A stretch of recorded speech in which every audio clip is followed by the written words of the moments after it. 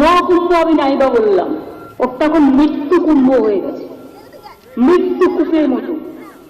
সুতরাং পুজো পার্বণ আমাকে শিখিয়ে লাভ নেই। মহাকুম্ভ আমি নাইবা বললাম, ওটা এখন মৃত্যু কুম্ভ হয়ে গেছে, মৃত্যু কূপের মতো। আমি মহাকুম্ভকে সম্মান করি, কিন্তু প্ল্যানিং না করে এত হাইপ তুলে বললেন 30 জন, কথাটা কি সঠিক?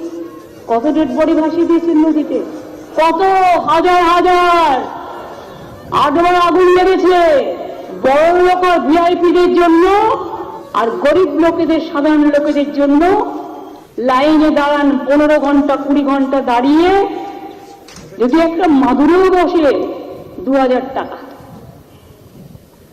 এক কাপ লাল চাও 500 থেকে 2000 টাকা। তারা যে জায়গাটা গিয়ে স্নান করবে সেটা আলাদা, ভিআইপিদের স্নানের জায়গাটা আলাদা।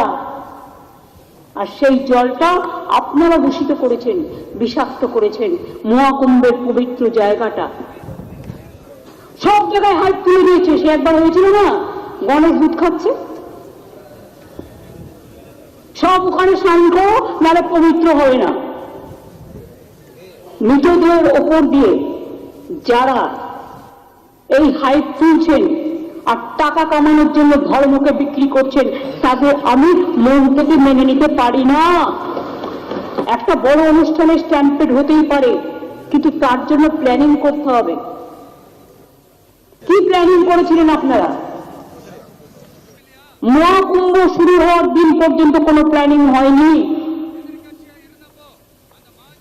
ইভেন এখনো আমি দেখছি আসানসোল থেকে শুরু করে বিহারের লোক এনে ভরছেন, আসানসোলের লোক এনে ভরছেন, বিভিন্ন জায়গার লোক এনে ভরছেন, আর বলছেন চলো সব বিনা পয়সা করে দেবো, ফ্রিতে ট্রেন দিচ্ছেন।